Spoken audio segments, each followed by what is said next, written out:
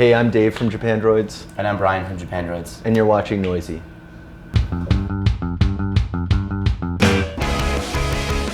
I think this is the first record where the vocals aren't kind of secondary, especially on those early EPs. Like, we were coming up with the lyrics to those songs like the day of recording, where we'd been working on the instrumental for like, you know, weeks on end.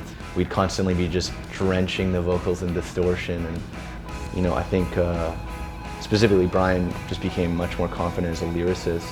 You know, for some of these songs the words were coming first rather than being kind of like an afterthought. We played 200 or 300 shows in between writing Post Nothing and writing Celebration Rock, so you playing all those shows and performing so many times, you have a really good sense of like what your band does well and what your band doesn't do so well, and like what really gets the crowd going and what doesn't really get the crowd going. And so further refining, it's just like, you know, refining almost to like a fine point of like what does your band do when it's at its absolute best, and trying to this time make an entire record of just that. I don't know if there's a kind of music that we would enjoy playing more than the kind of music that we do, because it's like our favorite part of everything that we do is performing live, is playing shows. And so I don't know how we could enjoy performing live any other kind of music as much as we do like performing our kind of music live. I mean, a good example would be, you know, that Gun Club cover that we do. You know, I think we both love to write a song like that, and part of the reason we chose to cover that song was because it's such a great song, and it's a song we don't really feel we're capable of writing.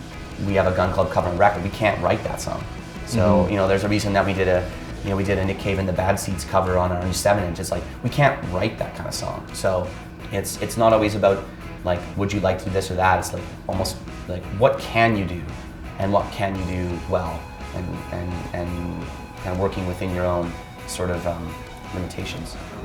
We're gonna start making hip-hop backing tracks, right? Yeah. I think we can perform the songs on this record as well or better than you can hear them on the record, which we can also do on Post Nothing. And that was the important thing too. That's the more important thing, yeah. Was in the writing process, making sure that we could still perform it live and do it justice, and not have to rely on some sort of, you know, studio trickery. I think there are definitely certain strengths for a band like us to exist in this time. The biggest one being that our music is so easily accessible all over the world that we've gotten to go to a lot of places where you can't even buy our record, but that doesn't really matter because people can access it and can hear it. So it's allowed us to travel to some really interesting places like Poland, Russia, Brazil, Mexico, Costa Rica.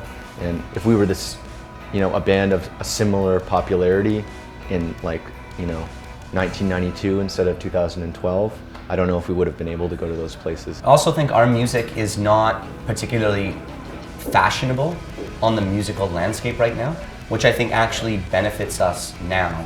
Whereas like, I think if we existed in, you know, the 80s or the early 90s, where music more similar to ours was sort of more, you know, in vogue, you know, it'd be really easy for a band like us to just like slip under the radar and never go anywhere, just because there's like countless more bands that actually sound a lot like you.